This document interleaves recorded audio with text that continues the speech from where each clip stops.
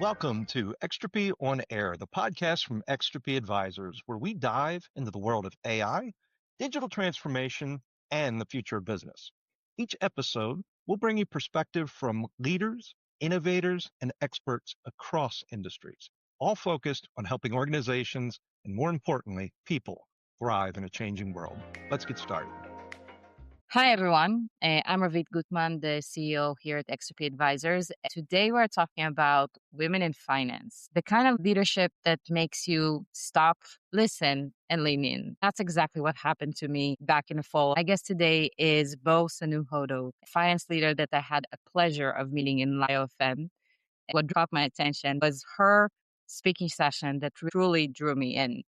Bo spoke with clarity, confidence, and at depth about the realities of leadership in finance. And a lot of it afterwards was a very rare conversation for me on that conference floor that stayed with me. The kind where you walk away thinking, we need more of these type of voices in so many rooms. So today, I'm excited to continue that conversation, and we'll talk about leadership, confidence, navigating finance as women, and what it takes to lead with both strength and authority in this industry. Bo, I'm so glad to have you here, and welcome to our show. Thank you for inviting me to this show. I look forward to not only speaking, but empowering a lot of women to be more in leadership and being able to navigate all the different obstacles and hindrances that we face. Pretty much at the end of it, there's so much in us that we need to ignite, especially in this season where things are changing in all different industries. 100%.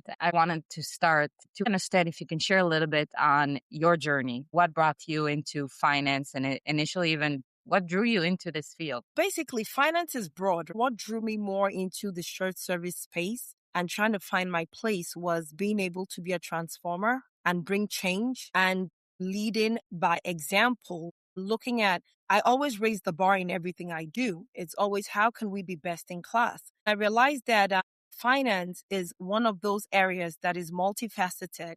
There are different areas of finance and you need to find your niche. I realized that I like things to be clean cut, streamlined, get rid of excess, eliminate, and have a thought process of looking at things from beginning to end. So I chose the shared services route, which I was given the opportunity when I was working in Europe to lead the changes of end-to-end building, not only systems, but looking at processes and building teams. I've always had the affinity to lead. The more you lead, the more you see where your weaknesses are, and you begin to build on that to be a more strong leader, be more efficient, and be effective at what you do. Because leadership is not only with titles, but is showing your efficiency and effectiveness and being able to take whatever it is in its raw state and evolve it, transform it, and being able to continually build upon that from there. And you're absolutely right. And this is one of the things about you more than anything is your ability to command a room. It has been phenomenal to see that. But this is something also that I'm sure is building up as you grow as well.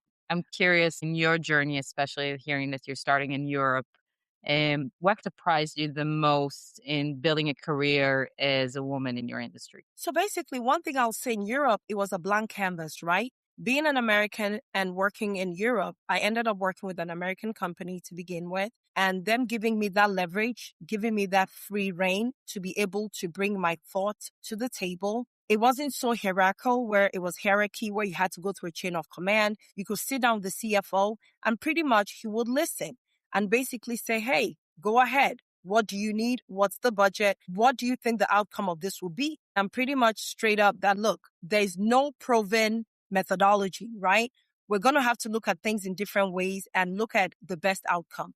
Being given that opportunity to be able to be a self-starter, use my initiatives that goes beyond the classroom, but also using life's experiences to build great teams, being able to build great processes, looking at the deficiencies, looking at other ways of bringing things into fruition without just looking at a single model or a single approach to things is what truly has helped me evolve to this level.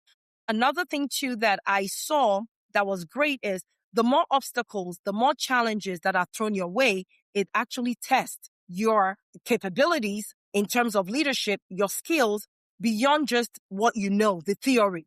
Basically, they give you something, it's a blank canvas. We need to build a shared service team in PTP, for instance, and we want to work with less people. So at that point, how would you approach it?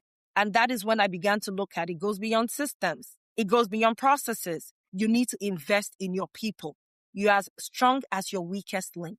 And that has always been what I put anytime I go into a role, is like not looking at the issues, but how do I make lemonade out of these lemons that have been given to me that will make it look palatable at the end of the day? That's true.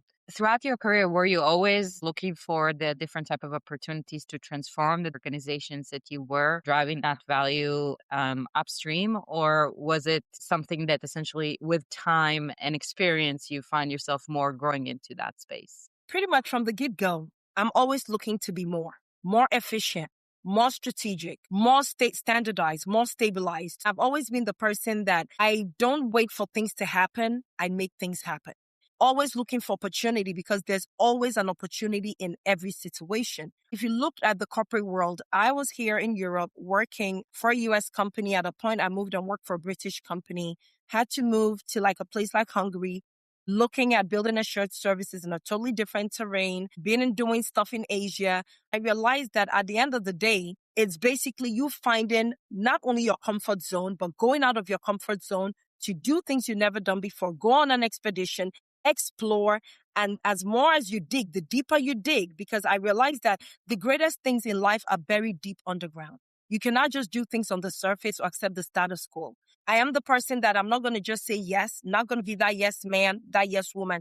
I need to understand the why. It has to make sense. I need to be able to rationalize it.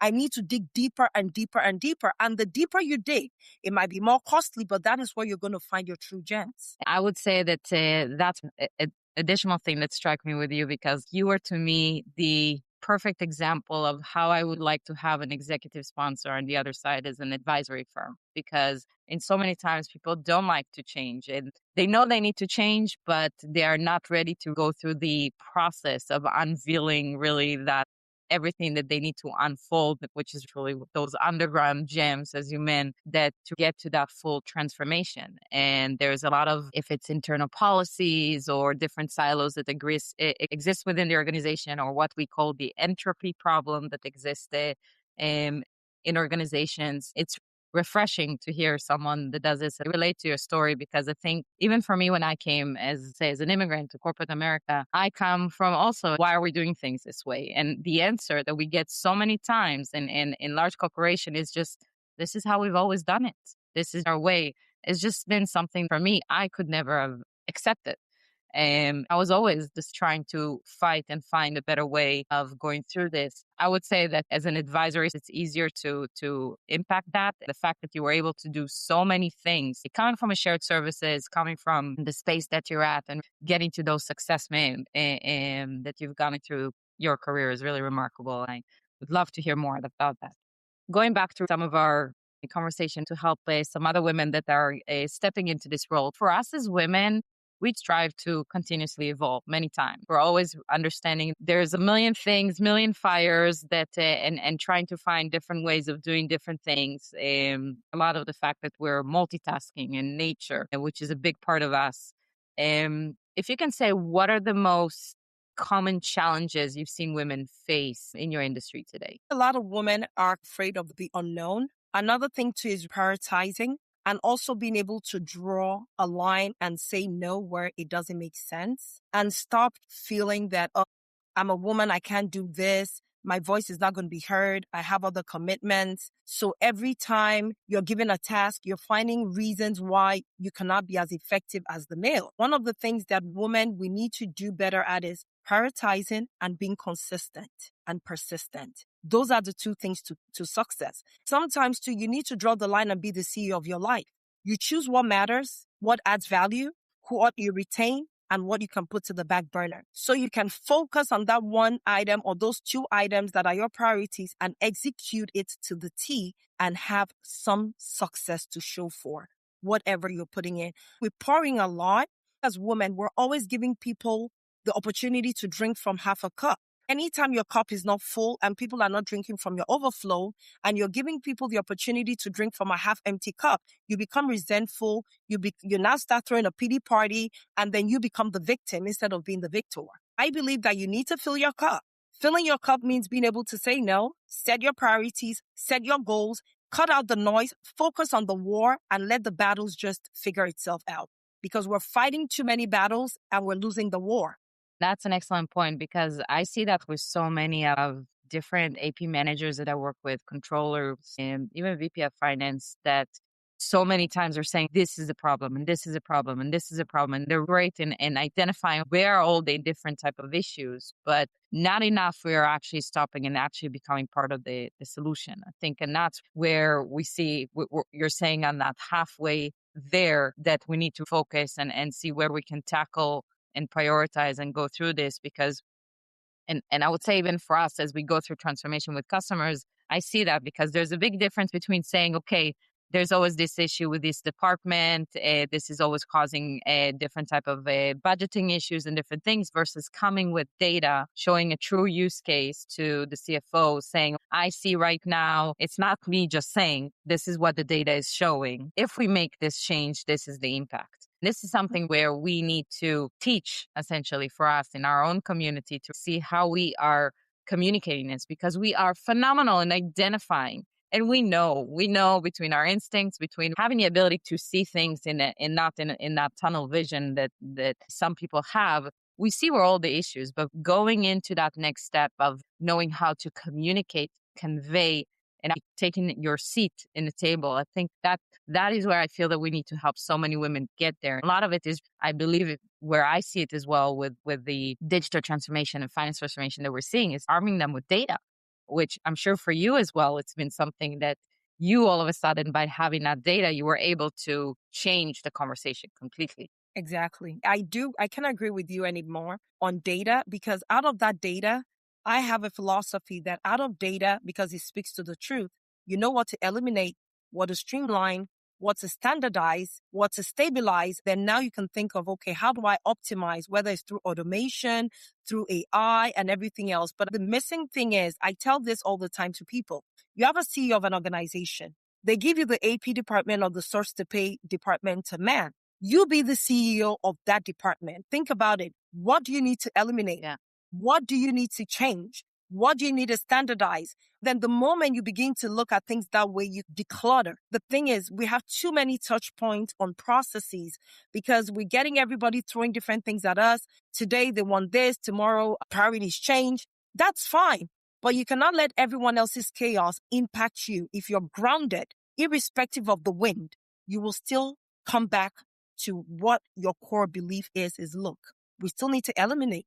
We need to streamline, and we need to standardize. We need to stabilize before we think of everything else.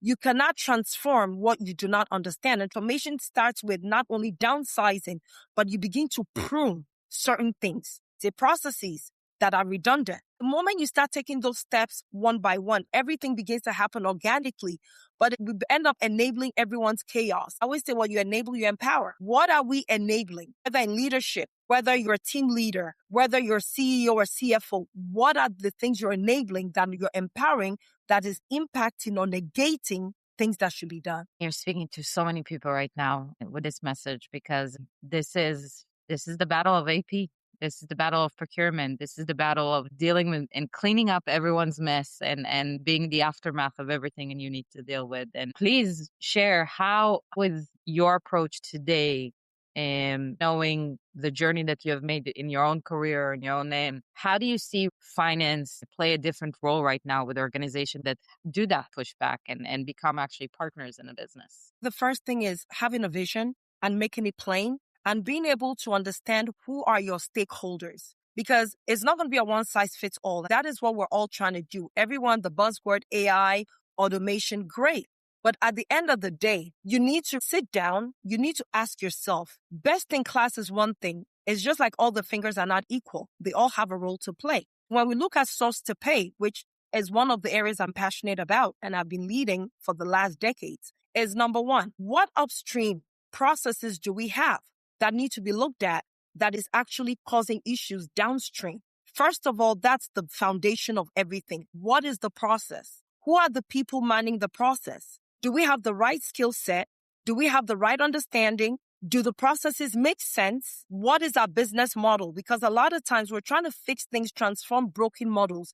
You can only transform something that's broken up to a point. If you don't change your mindset, you don't change your outlook, and you don't truly understand what really matters to us as a business. The moment you understand what matters, whatever matters, it has to matter from the top down. It can't matter only to a certain group. Then the other group really don't see the value in it. Then what happens is those are the people you're trying to get them to buy in. I can't buy into what I don't believe in. Whatever I believe in needs to make sense, not only from a revenue standpoint. Is it going to make my work easier? Is it easy to articulate? Can anyone just pick this thing up and make sense out of it? And I think that is where we need to start looking into. That begins to change the landscape. Then out of that, then we look at systems that are going to fit the purpose. A lot of times we're trying to get systems and software that is not fitting our purpose. So we're always looking for things, software as a service. But this is one thing I say, process as a service first, because it's the process that you're going to translate into whatever software it is without customization. And in all the software we've seen, there's never been one that fits everything, right? Even within the animal kingdom, you have different breeds. So you have to look at your breed and understand majority carries the vote. It's not because there's one software that everyone is working with, then there's a great sales pitch, you buy it, you put it on the shelf, because you've not looked at your people, you've not looked at your processes, and even thinking, do I maybe need to change some processes to fit into this system, because this system is going to be able to do things for us effectively and efficiently. A lot of it is we need to stop just listening, but we also need to digest and make sense out of things. Otherwise, it becomes costly at the end of the day. Yes, it sounds like so you and your team are starting to work with different type of departments, defining the purpose of what is the type of processes that they're looking for. This is where you and I connected, because we both agree that, again, regardless to the system, we've all been in companies that have so many systems that are amazing, that are doing half of the things that they bought it for because so many different departments are using it. It starts with that purpose. What is the purpose of what we're trying to achieve, and getting to that why, understanding the process and the people that are going to use that. That's where we're connected on those 3 Ps.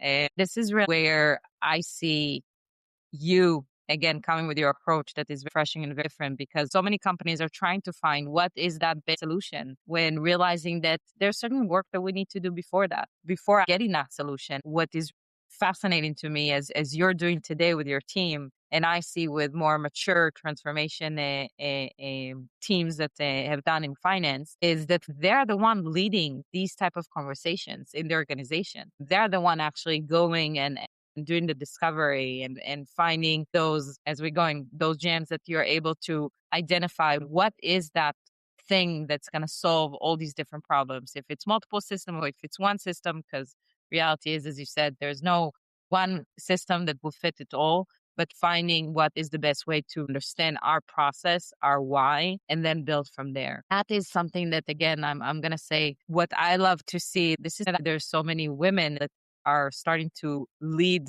the way, but that we don't have enough of doing that, because a lot of these departments are still in that overwhelmed place, or understanding that they don't have that voice, and they can't go to the marketing department and say, let's figure out how we can go about your marketing spend and invoice process or PO process, or talk to partner together with IT and restructure how they're doing things and to streamline their spend and budgeting. And I'm trying to understand how we get more women to do that today. And with that, I'm gonna ask the question from how you see this, because you're a phenomenal leader. What does define a strong leader in finance today from your end? Mentorship is one, right? So if you're a woman in leadership, how do you recruit and how do you empower other women to be able to get into those leadership roles? Right? Mentorship is one.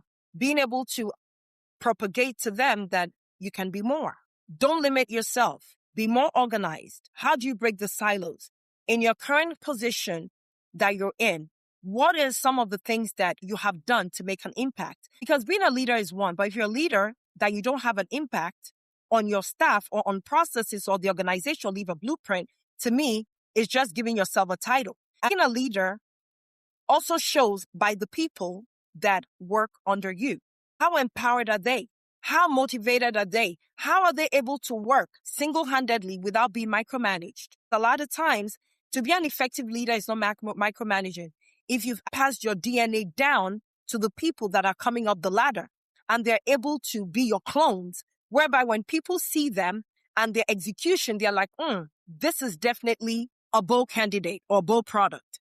That to me is it makes me feel more fulfilled as a leader than just leading by title, making decisions that don't make sense. How also do you lead? Sometimes you lead quietly by being able to partner and get the buy-in of your stakeholders. The reason why a lot of finance functions are failing, where everyone sees finance as the bottleneck, as the obstacle, as the police, causing a lot of change and disruption to business, is because, number one, a lot of finance people were so caught up in numbers, caught up in processing invoices, looking at all the issues, but not understanding the business model. How many people sitting in a finance organization and really understand the key drivers, the key products that the company is making? What are some of the pains? What are the gaps that commercial is going through, marketing is going through? What are some of the issues that IT is facing? We sit in our own bubble, and here we are bringing policies, SOX compliance, coming up with IFRS and all these other things, which is great because those are the things we need in order to execute our job. But we need to understand the people that are generating the revenue.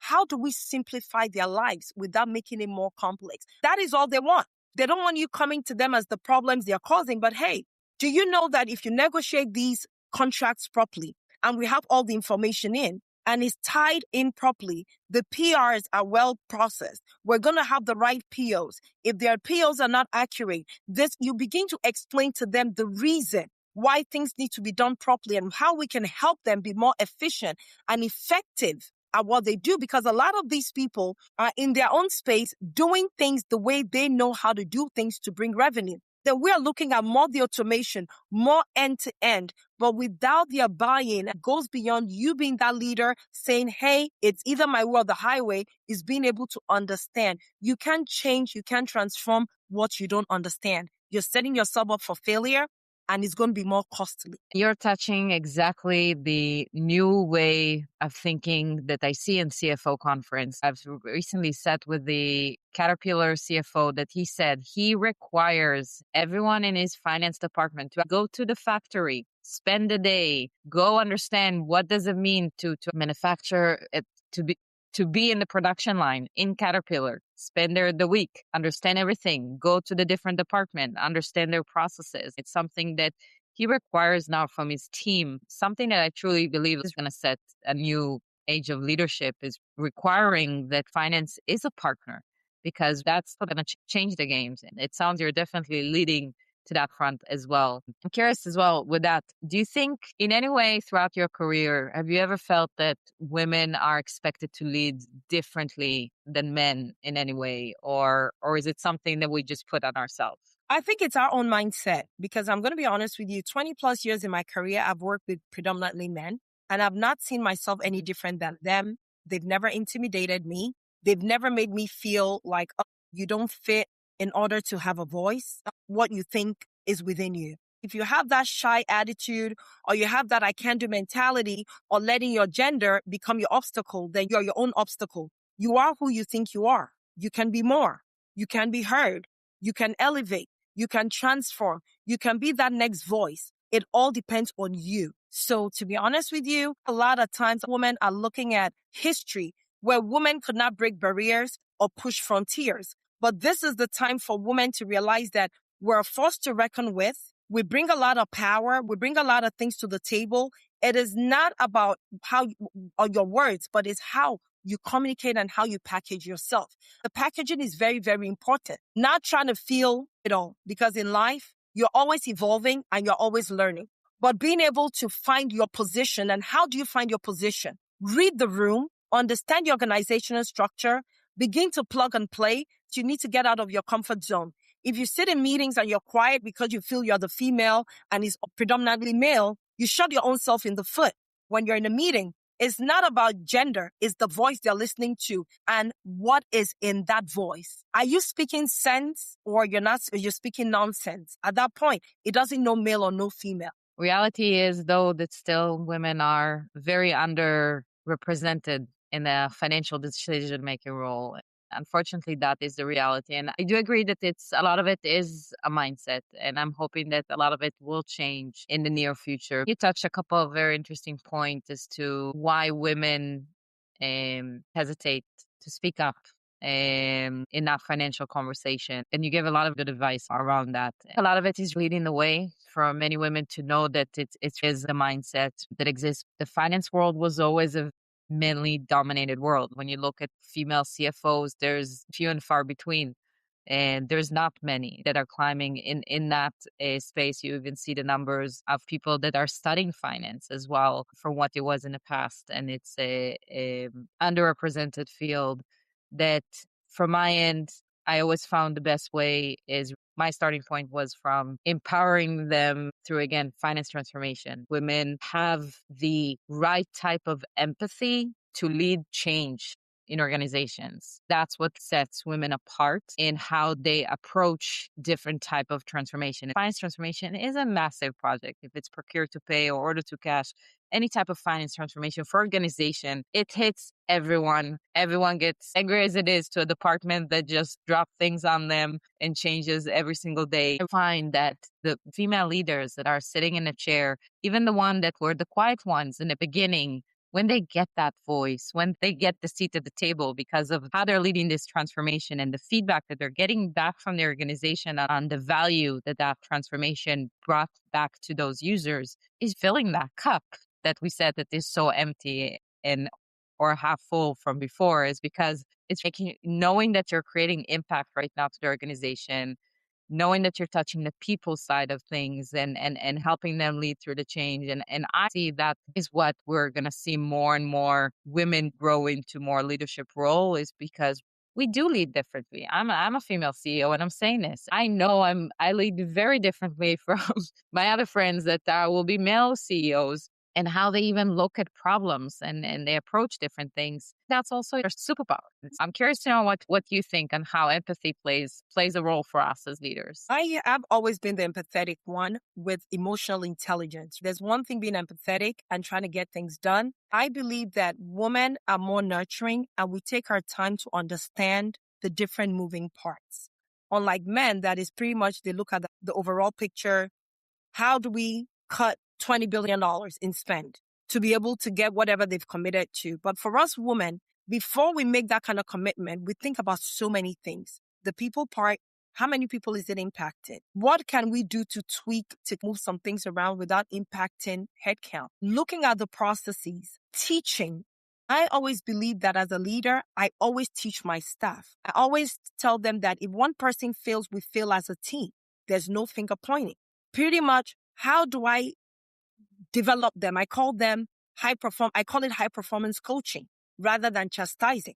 Trying to build them up, trying to let them have a voice, trying to let them also lead meetings. I'm not always the one leading meetings. Bring your ideas to the table. Some of the things have deadlines that I need to give updates to leadership, but I'm not going to start putting all the pressure on my staff that, hey, I need this in 24 hours. I don't need people that are going to do stuff without understanding what they're doing, because then they can't be successful, even leaders. I believe that women are more empathetic. We have more patience. Then also we try to motivate people more, because you see, hey, this person might not be the strongest link, but at least they're a good team player. So how do I help this person fill that void? Whether it's through coaching, mentoring, having them cross-train. We have that patience. Ultimately, the lack of patience and always moving to the next thing and trying to chase the next big gig, the next big acquisition and everything is setting companies up for failure, because they're only looking at the money.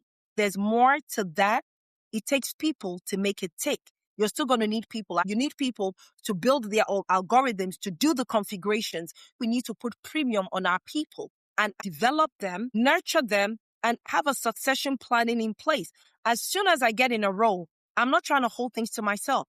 Who is the next person that I can train up to be the next me? So I move on, because I'm very dynamic. I'm not static. Women are more dynamic than men when it comes to that. We're able to multitask. So being a leader is one, and then being that employee is also another. That is some of the things that women should now use, and use that to press forward and push into and break the barriers and know that, look, we can actually be better transformers. We can be better change agents because we still have that human side to us that we always use in everything we do, even in the corporate world. So true. And that's where you're leading your team in that modern finance world of how we see today, because you're already thinking about creating the environment of creating a new generation of people. And then you're doing mentorship, you're building the team. That's something that is very rare when you see in corporate America, because like it's oh, I want to present this, do this work for me. I want to present this. I want to look good. And where for us, we build the community. Hey, maybe you should present this once. Oh, this person built this report. They were great. We're always going to be uplifting the community, not trying just to make ourselves shine. We want to grow together in our own team and in our own space. That is something that I love that I see with female leaders, is that joint empowerment and never putting yourself as trying to climb up the ladder. And you're already leading by example by that. And I have no doubt we're going to hear a lot about that as well in the future. As you continue defining what does it mean building that modern finance organization. I need to touch on something. With this new generation, the Gen Z or Gen Alpha, our leadership style needs to change. Otherwise, we're not going to be able to retain that talent. Very smart, but still they need the nurturing.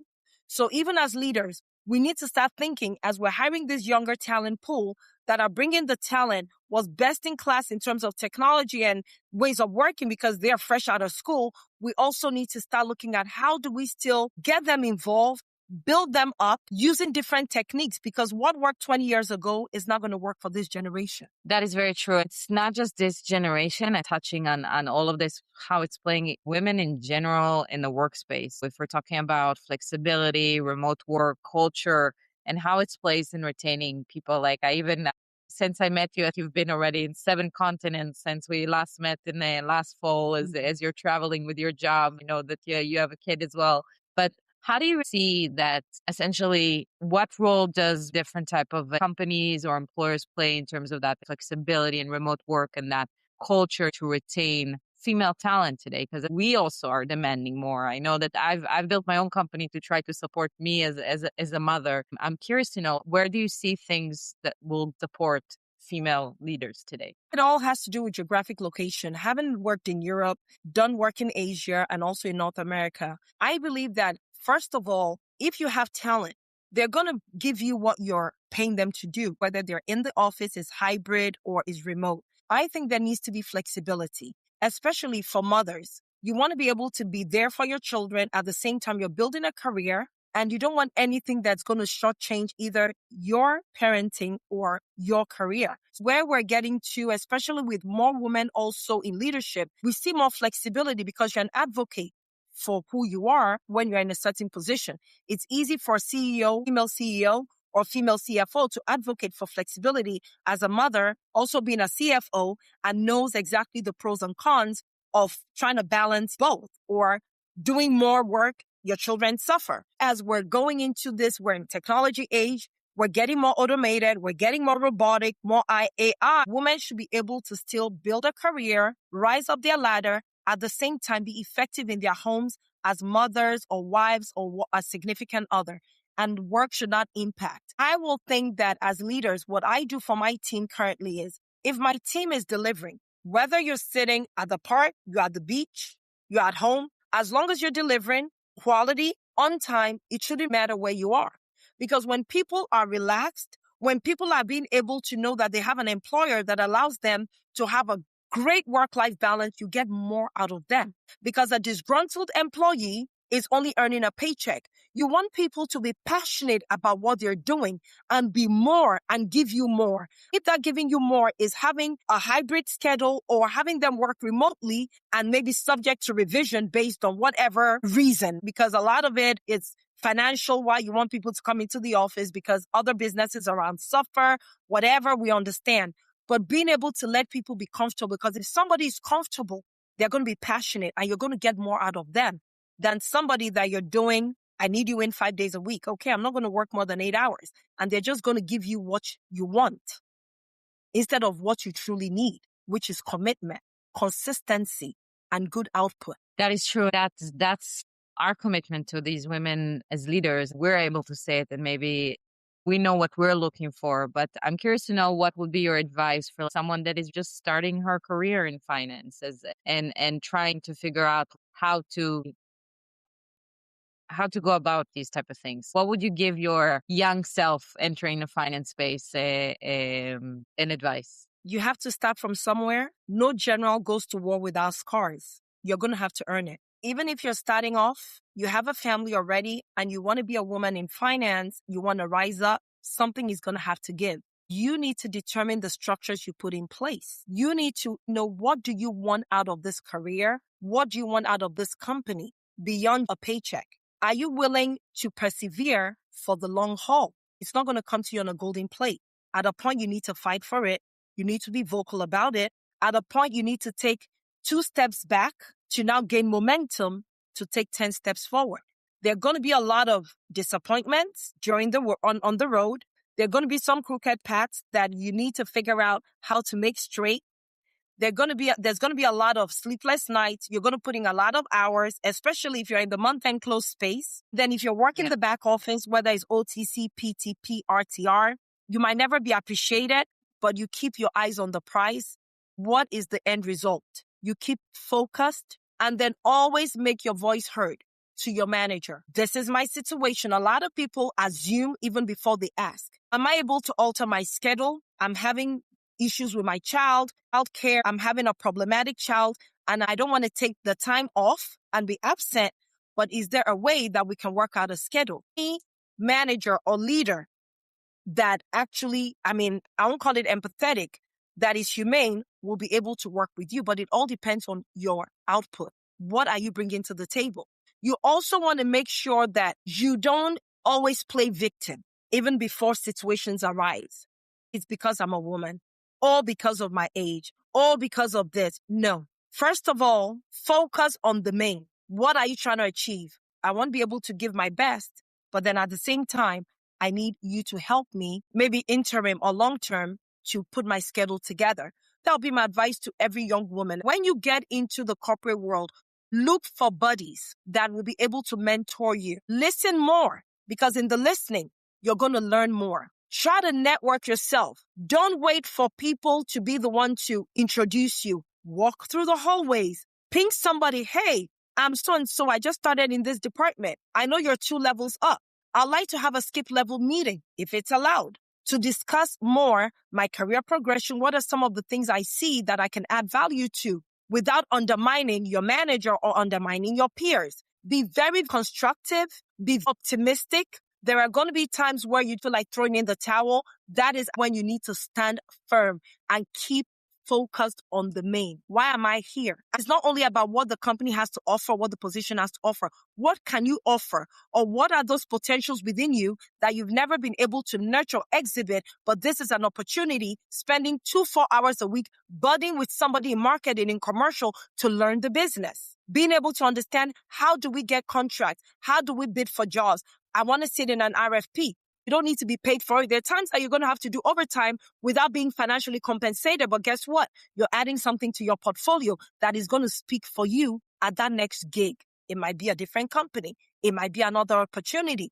Your boss might leave and will remember how you left an indelible mark in their career, where you fixed PowerPoints for them without complaining. You learned so many things, and then they pick you over someone else, and then you get favored, and someone would think, she just got pushed. No, because you've paid your dues when nobody was looking at, nobody was watching. It's true. You touched so many different skills that young women need to step in and jump on. And it's all about upskilling. I went to India last week, and I had a session with all the females in the office, and some of them just got married, some of them early on in their familyhood, and they were talking about different things. What sets apart right now, first of all, this young generation, as you mentioned already, is a true blessing. It's a gift. They already think completely differently. If we can set these women to understand, is that coming is a fresh new perspective. If you learn how to pitch it the right way, as you said, get in, listen, learn, mentor, find yourself a buddy to learn from, learn the business, upskill yourself on different things, they can rise probably much quicker than it even took our generation because of that. I see already how they're approaching things differently because they're trying to bring value now. That's where I was trying to help and promote from a skill is find every task that you get, especially in finance, that is such a grinding space that we do the same thing over and over again, closing every month, every book, running the same reports over and over again. Think, how can we do this differently? How can we do this better? Can we take this report from 10 hours to 1? That's what I see a lot of with this new generation. This would change how we go about our jobs in the future in finance, because if we can become the enablers of how to be those transformation agent, because how we approach this, because we know that we need to manage our house and our kids and our husband and our work and be so good in so many different things. We want to take this 10 hours, do it in one so I can actually focus on other things that I need to do. Take that mindset and stress that we always had on us and put it towards upskilling us, especially today in the world of AI, to find better ways of doing this. We're going to see more and more women rise up very high. And I'm excited about that. I agree. We wear a coat of many colors. Yeah. We can be anything you want us to be, right? It all depends on where you want to shine at what point. True. And so many of them, they still don't know. And especially as you're coming as an intern, for example, you're putting your head down, trying to learn and understand what it is. In reality, I see our interns as blessing. You see a Gen Z with a Gen X, you see like each one of them gives them a completely different perspective right now on how to approach different things. We need to help to bring these type of new ideas, come together with those skills, stop and listen. Okay. Learn before thinking you know everything. There's a body program is huge. And I hope to see more companies that are putting this, but the fact you put mentorship has been amazing. So I'm curious, what are one leadership myth you really want to retire? What would that be? Like the leader knows it all. The leader never makes mistakes. Yeah. That is not true. If you want to see how strong a leader is, check who are those supporting them. A lot of people think, oh, this person is a CFO or is leading the shared services. She knows it all. She's the guru. She can never make a mistake. That is not true. Is your leader of shared services, the CFO, is a female as well? Yeah, the head of GBS right now is a female. It used to be a male. It's a female, high-powered, and I look up to her as a mentor. So I'm curious coming from a male leader to a female leader, I'm curious to know what are some of the changes that you see that she has implemented in terms of a impact to the organization and a different management approach. I'd love to hear about that. Well, she came and broke the status quo. Pretty much is like, okay, why are we doing all these redundant things? We need to work smarter. Has the people aspect, has the business acumen, and is the person that is not telling her direct reports what to do.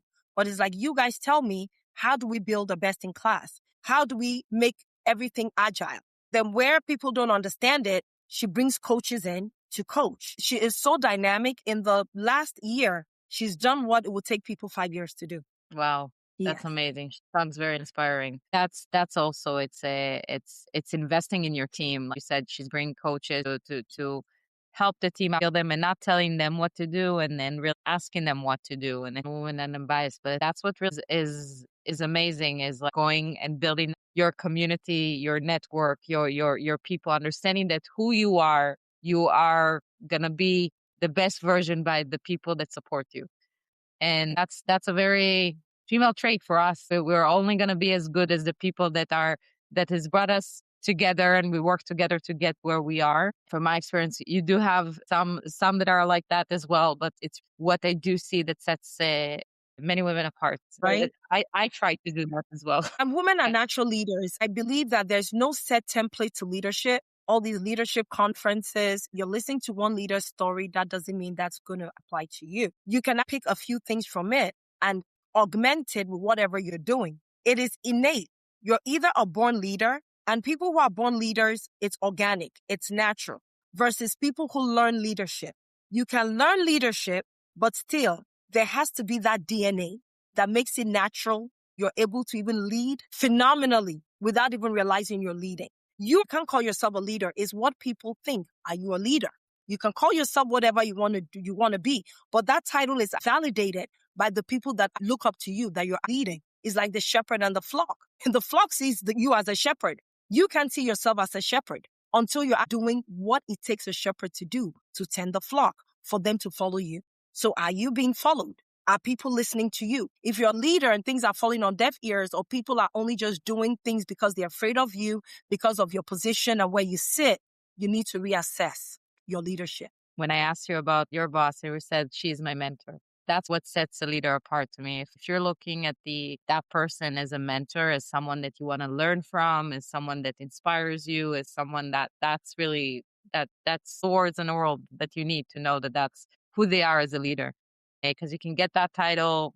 So many people do get that title, but it is something that you need to earn. It's something that I'm saying as in my seat, that you need to constantly work and show up every single day, because that is what it's all about.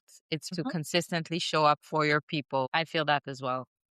So tell me, do you mind sharing maybe something that you've picked up that have been a game changer for you in your career? One of the things that I've picked up is being able to understand different backgrounds. Basically, when people state a case or people have a certain demeanor, even in meetings, trying to understand their background, understand their walk, that has helped me. I read the room. I realized that in order to penetrate this person, you need to understand certain nuances about them, whether it's have a cup of coffee with them, intentionally have a one-on-one with them, trying to truly understand, because a lot of people, when you get on one-on-one with them, you begin to know them outside work, because everybody is somebody outside. Their title only is tied to the company.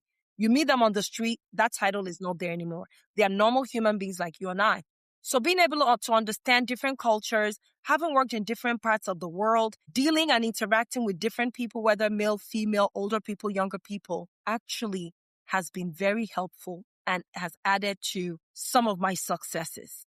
So I can work with anybody. To the audience, it's going back, especially the younger audience. Again, understanding there's always room to learn from someone, being humble, understand that there's so much, like every person, no matter where and what, there's something to learn from them and pick up something that can help you for your career, and being able to speak to anyone 100%. I would like to know, you have built yourself a phenomenal career throughout the years. And I'm curious to know, what does success look like for women in finance in the next 10 years? How do you see the space transform for women in the next decade? What I see is getting more women on the forefront, more women that have the zeal and passion to lead, and being able to see the numbers go up as women in leadership. Not only leading, but having something to show for your leadership, right? What scar do you have for the stripes you've earned? Whether it's in the transformation space, whether it's maturing a process, whether it's change management, whether it's effective communication. It is very, very important that we see that uptick. I do see that because if you look at the percentage of females that are graduating college, it's gone up in the last decade compared to prior. Also, if you see women in technology, it's increasing. Gone were the days where it was a male-dominated space. My daughter is an engineer. Most of her friends are engineers. And they are not just engineers. They're on a quest and hungry and thirsting for more. This new AI thing that we're all talking about is the young people that are actually making it happen. You're seeing a lot of women.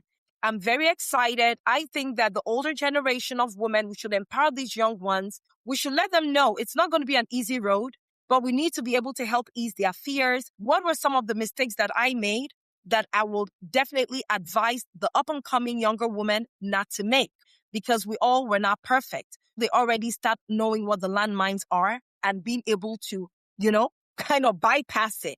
I think that is pretty much what I see, and it's exciting. Right now, you're seeing a lot of women being able to, this younger generation, they're being able to juggle things. They need to have that structure. They need to have that solid foundation. I believe foundation is very important. The kind of foundation we, the predecessors, what have we built? Because it's them building on it. If it's solid, they're going to continue building on solid. If it's shaky, then we have a problem. We need to revisit it. A lot of it too is partnership. We need to mentor. We need to partner with a lot of these younger women. We need to collaborate. Collaboration is also very important. When women are in positions of influence and affluence, trying to bring other women up. It's not intimidating them or letting them feel downtrodden, that they cannot do anything because they are mothers or whatever. Take away the stigma, take away the biases, and as women, let's build a formidable force and keep pushing. I love that. And you touched such an excellent point also with women in tech. It's something we haven't seen. I'm sure you're very proud, and your daughter is an engineer. I saw it in a room as I was traveling last week and seeing that half of my room is women and half of my room is men with all of my developers, which is like something that didn't even exist if I look a decade ago, that I had maybe one or two female ladies to a room full of men. It's incredible to see more and more. I see that again in that diversity also from a work and how it really balance the team, the thinking, the creativity. And I'm equal with you as excited about seeing what this new generation will do with AI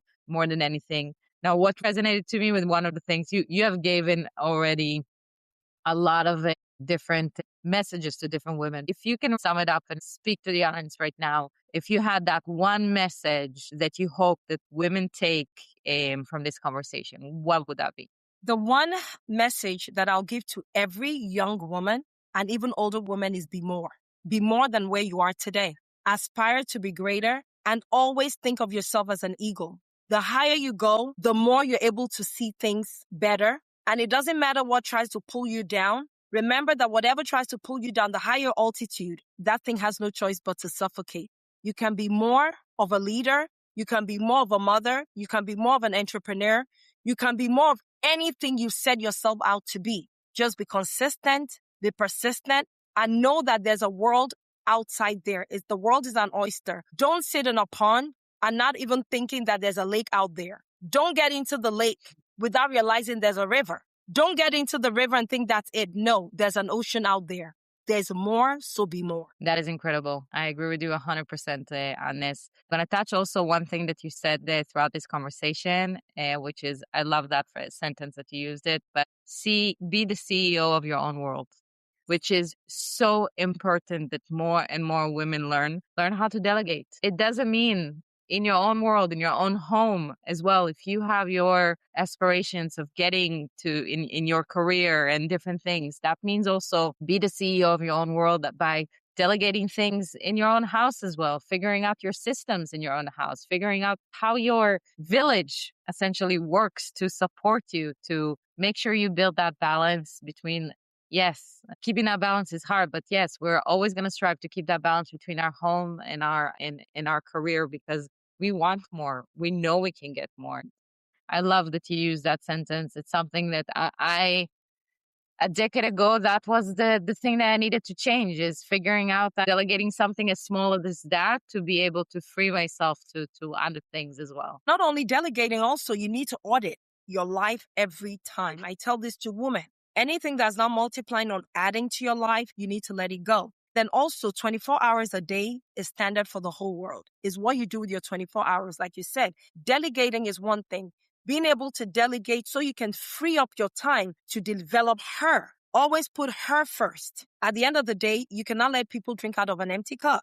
You're going to be resentful. You're going to be tired. But you need to fill your cup, and then people can drink out of the overflow. And that is where you find contentment and you find fulfillment. I can tell you it took me to get to my 40s to learn exactly that I need to learn to be a little bit selfish in order for me to give more, to be a better mother, a better wife, a better employer, a better friend. If we don't learn how to be a little bit more selfish, that cup is just continues to stay empty, and we can't give it more. I wish someone taught me that earlier in my career, in my life as a mother. I hope I'll do better with my daughter to teach her that. But yeah, it's important. But I'm going to say you are truly inspiration. I've learned so much from you. Every conversation I have with you is wrap you and put you on a stage. And for so many young women out there, just to hear you. I have so many other questions as well relating to our industry and our career. We wanted to show our women, for our team, for our audience, to show a glimpse of where you can go and how you can be and how you can take charge of your own life and your own being and become an amazing leader and an inspiration that you have been here on the show. So I appreciate your time today. Thank you, everyone that are listening. And as always, continue to transform forward. Thank you very much and have a great day. Thank you very much, too. Thank you. Bye. Thanks for listening to Extropy On Air. We hope you found today's conversation insightful and inspiring. Be sure to follow or subscribe so you never miss an episode, and connect with us at Extropy Advisors to continue the conversation on AI and digital transformation. Until next time, I'm Kevin Zirkle, and this has been Extropy on Air.